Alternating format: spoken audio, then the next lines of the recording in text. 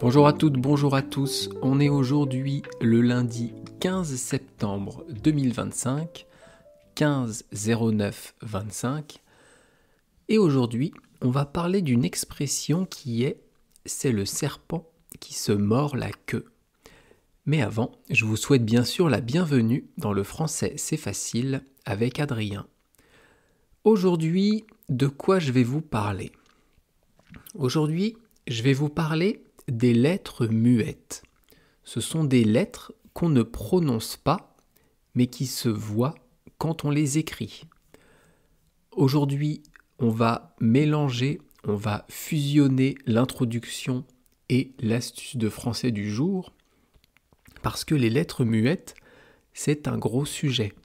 Il y a beaucoup de choses à dire, donc je vais parler de ça en guise d'introduction et d'astuces du jour de français. Je vous en avais déjà parlé un peu, mais il y a plusieurs mois. Donc, pour ceux qui ne connaissent pas, ça fera quelque chose de nouveau à apprendre. Et pour ceux qui connaissent déjà, ça fera une révision. De toute façon, comme je vous le dis à chaque fois, le but de ce podcast, c'est que vous puissiez écouter du français. Évidemment, j'essaye de faire un contenu intéressant, mais vous pourriez écouter quelque chose qui ne vous intéresse pas, que ça serait le même résultat.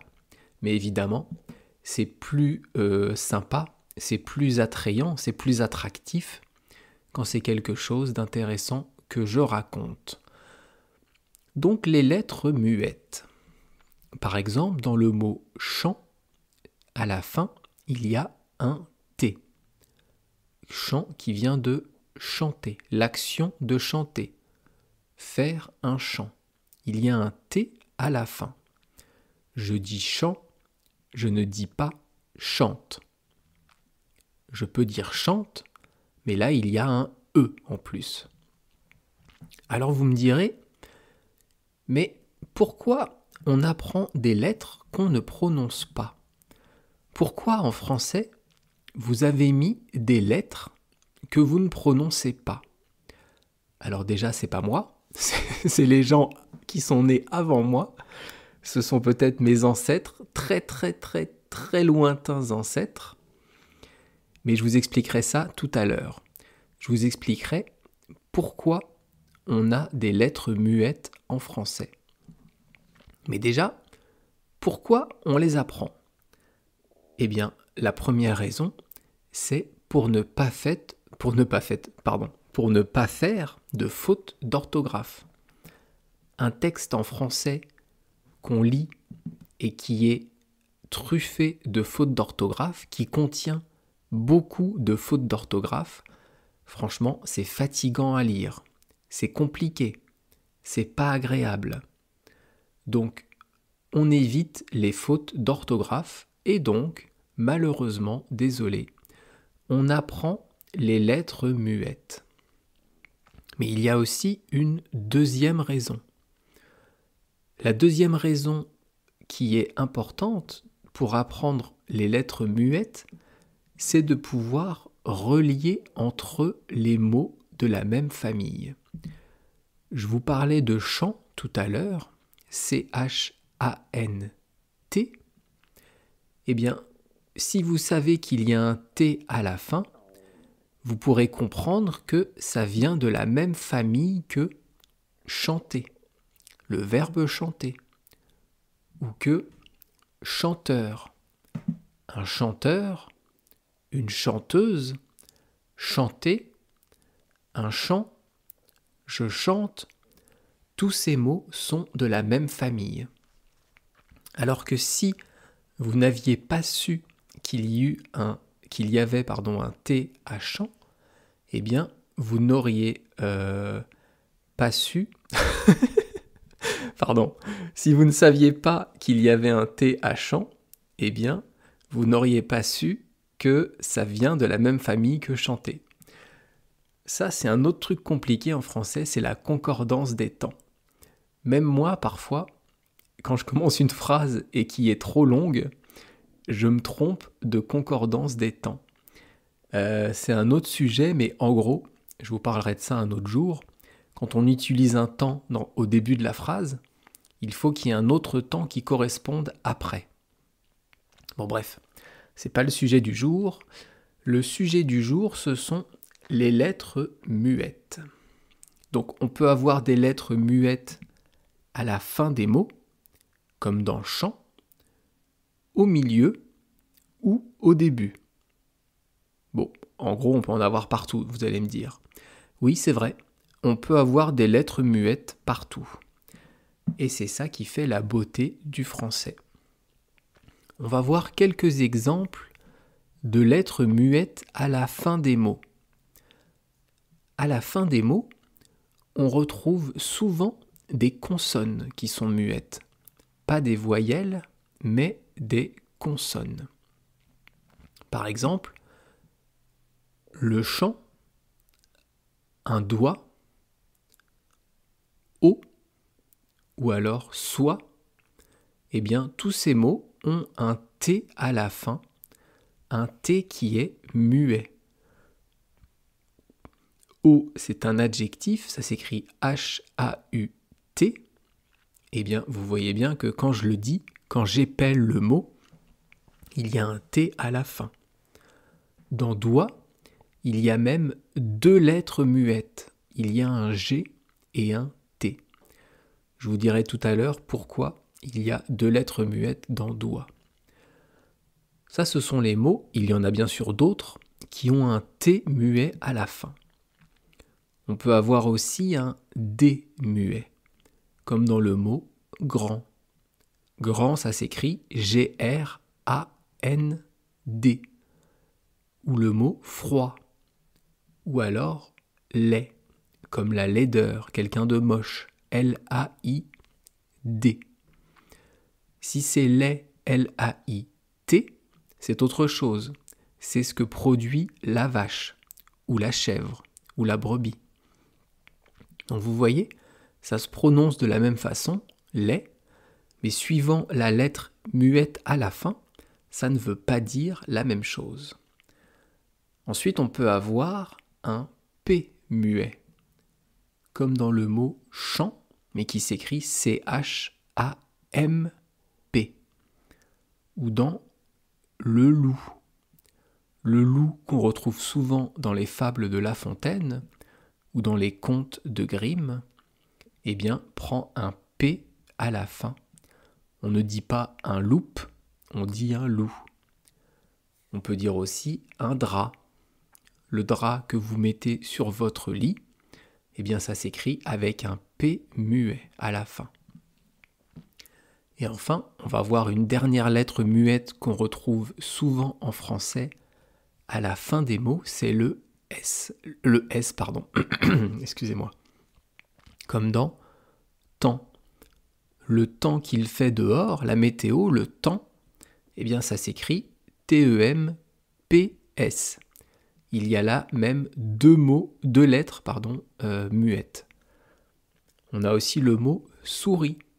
Une souris, ça prend un S muet à la fin du mot. Donc ça, ce sont pour les consonnes muettes à la fin des mots. On peut avoir des lettres muettes au milieu des mots, mais là, ça va dépendre des mots. Il n'y a pas de généralité. Ça peut être un G, comme dans le mot doigt, dont je vous parlais tout à l'heure. Ou alors, ça peut être aussi souvent un H, comme dans cahier. Un cahier, c'est là où je vais écrire. Si vous prenez un stylo pour écrire, vous pouvez écrire sur une feuille ou dans un cahier. Cahier, ça s'écrit C-A-H-I-E-R. Il faut savoir que le H, on ne le prononce jamais en français si il est seul, si il n'est pas accompagné d'une autre consonne. Donc si le H est la seule consonne avec 2 voyelles de chaque côté, on ne prononce pas le H. Après, il y a aussi des astuces pour essayer de savoir quelle est la lettre muette à la fin d'un mot. Et bien pour ça, vous pouvez essayer de mettre ce mot au féminin. Ça ne marche pas toujours, mais parfois ça peut fonctionner. Par exemple, grand, c'est un adjectif qu'on peut mettre au féminin, et donc le féminin de grand, c'est grande. Vous entendez grande. À la fin, il y a DE. Donc grand prend un D. Froid, le féminin, c'est froide. Là aussi, à la fin, on entend le de. Froide. Ou alors, haut. Quelque chose de haut, on peut dire aussi une chose haute. Une chose haute, on entend le T. Donc vous saurez que haut au masculin prend un T. Mais alors je vous ai dit au début que j'allais vous expliquer d'où viennent ces lettres muettes. Il y a plusieurs raisons, mais l'explication que je trouve excellente, que je trouve très marrante, c'est qu'en fait, jusqu'au XIIe siècle, donc à partir de 1100 jusqu'à 1200, eh bien on écrivait encore, évidemment pour ceux qui savaient écrire, il y avait très peu de personnes à l'époque qui savaient écrire, on écrivait encore le mot corps, C-O-R, et non C-O-R-P-S. On écrivait les doigts D-O-I-S et pas D-O-I-G-T-S. Mais alors pourquoi ça a changé? Pourquoi tout d'un coup il y a des lettres muettes qui sont apparues en français? Qui ont apparu? Qui sont apparues ou qui ont apparu? Qui sont apparues, je crois. Bon, peu importe. Pourquoi? Eh bien, à cause de fonctionnaires de l'État. Les fonctionnaires, à l'époque, c'était les élites, qui savaient écrire et lire, eh bien, étaient chargés de rédiger les lois, d'écrire les lois de la France. Parce que c'était des élites, parce qu'ils ont voulu montrer au monde, montrer à la France qu'ils savaient lire et écrire, ils ont voulu retrouver les origines de notre langue. Ils ont voulu retrouver dans le français les origines, par exemple, latines de notre langue. Le mot corps, C-O-R-P-S, ça vient du latin corpus. Et donc, ces fonctionnaires, ces personnes qui étaient chargées d'écrire, au lieu d'écrire corps, C-O-R, eh bien, ils ont écrit corps, C-O-R-P-S, pour rendre hommage, pour rappeler l'origine du mot qui est corpus. Le doigt, D-O-I-G-T, eh bien, ça vient de digiti en latin, qui voulait dire doigt. Pour rendre hommage, pour rappeler l'origine latine de la France, du français, eh bien, ils ont ajouté un G et un T. Tout ça à cause de petits scribouillards qui voulaient montrer leur connaissance de la langue, leur culture. Et on se retrouve avec aujourd'hui des dizaines et des dizaines de lettres muettes. Mais c'est aussi ça qui fait la beauté du français. C'est aussi ça qui fait que on aime apprendre, on aime parler, on aime lire du français. D'ailleurs, il y a même des lettres qui étaient muettes avant et qu'on s'est mis à prononcer maintenant. Par exemple, le mot subtil, subtil, il y a un B au milieu. On l'entend d'ailleurs, subtil, subtil. Eh bien avant, on disait subtil. On ne disait pas subtil. Tout ça pour montrer que la langue est quelque chose de vivant. Tant qu'il y a des personnes qui parlent le français va évoluer, le français va changer. Pas du jour au lendemain, mais au fur et à mesure des dizaines et des centaines d'années d'utilisation. C'est tout à fait normal et c'est très bien comme ça. En tout cas, c'est mon point de vue. Et maintenant, on va passer à l'expression du jour qui est c'est le serpent qui se mord la queue. C'est en fait la contraction de se et de est. C'est le verbe être qui est conjugué à la troisième personne du singulier, E-S-T. Et donc je vais vous conjuguer le verbe être rapidement au présent, parce que vous devez commencer à le connaître, et au passé simple. Le verbe être au présent, ça donne je suis, tu es, il est, nous sommes, vous êtes et ils sont. Et après, au passé simple, beaucoup plus dur, je fus, tu fus, il fut, nous fûmes, vous fûtes et ils furent. Ça, c'est plus compliqué, le verbe être au passé simple. Et si on revient à l'expression, les mots d'après, ce sont le et serpent. C'est le serpent. Sur l'image du podcast, je vous ai fait, ou plutôt l'IA vous a fait une image qui est assez moche, je trouve. Mais je ne sais pas pourquoi, le logiciel ne voulait pas me sortir une image d'un serpent qui mord sa propre queue. Pardon. On appelle ça un ouroboros. J'ai essayé plusieurs fois et le logiciel ne voulait pas. Donc je vous ai mis une espèce de serpent en bois un peu bizarre, en forme de rond. Mais un serpent, c'est ça en fait. C'est un animal qui rampe sur le sol, qui n'a pas de pattes, qui est assez long et qui peut être dangereux. Pas toujours, pas tous les serpents, mais certains sont dangereux.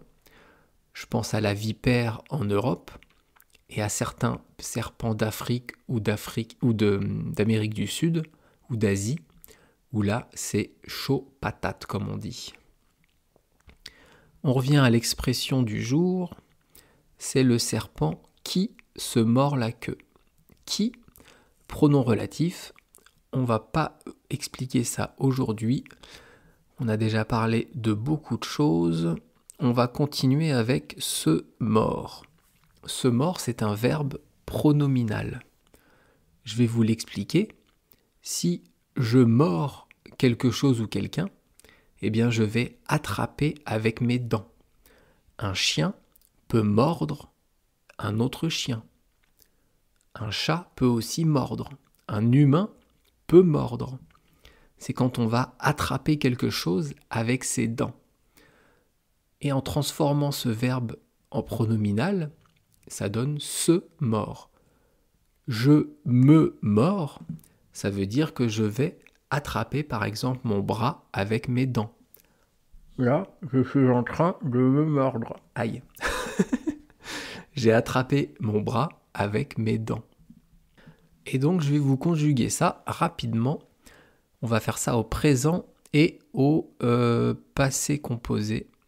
C'est intéressant aussi de faire de temps en temps du passé composé. Alors, le verbe se mordre au présent, ça donne je me mords, tu te mords, il se mord, nous nous mordons, vous vous mordez et ils se mordent. Et au passé composé, le verbe pronominal se mordre, ça donne je me suis mordu, tu t'es mordu, il s'est mordu, nous nous sommes mordus, vous vous êtes mordus et ils se sont mordus. Et enfin, à la fin de l'expression française du jour, on a la queue. La queue du serpent, c'est en fait le bout du serpent. Quand le serpent se mord la queue, eh bien, c'est qu'il va être en forme de rond. Il va attraper sa propre queue. Bon, les humains peuvent aussi se mordre la queue, mais ça c'est autre chose. On va pas en parler aujourd'hui. Ah, les conneries que je peux vous raconter. Alors ça veut dire quoi, se mordre la queue ? Ça veut dire qu'on est dans une impasse. Ça veut dire que le problème dont vous essayez de sortir, eh bien, est impossible.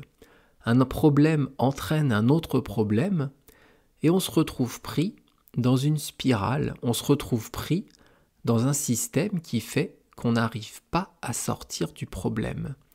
C'est aussi une impasse, comme je vous disais, une voie sans issue. On peut aussi parler de cercle vicieux. Je vous donne un exemple. Pour avoir un prêt à la banque, il vous faut de l'argent.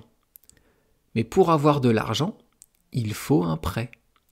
Ça, c'est un cercle vicieux. C'est le serpent qui se mord la queue. Je vous donne un autre exemple. Pour avoir un travail, il faut un logement. Mais pour avoir un logement, il faut un travail. Même chose ici, c'est un cercle, un problème en entraîne un autre. Ce deuxième problème revient au premier problème. Et donc, en fait, on tourne en rond. Est-ce que vous voulez un autre exemple ? Oui, un autre exemple, s'il vous plaît, oui. Bon alors, à la demande générale, un autre exemple. J'ai peur de rater un examen, donc je stresse. Et comme je stresse, je vais être mauvais et rater mon examen. Serpent qui se mord la queue, cercle vicieux, on tourne en rond. D'ailleurs, ça se dit en anglais « Things go round and round in circle ». Les choses tournent en rond, en cercle. Bien, on arrive au bout. J'ai été un tout petit peu plus long que d'habitude, mais bon, c'est pas bien grave. Demain, on fera une nouvelle expression française qui est « compter les moutons ». Ça, c'est quand on s'endort. Si vous avez des questions, un souci, une remarque, n'hésitez pas à me les envoyer sur YouTube en commentaire ou ailleurs, il n'y a aucun problème. Je vous souhaite donc une bonne fin de journée, une bonne fin de soirée, une bonne nuit, ce que vous voulez. Et je vous dis donc à demain. Bye bye, hasta luego. Matane!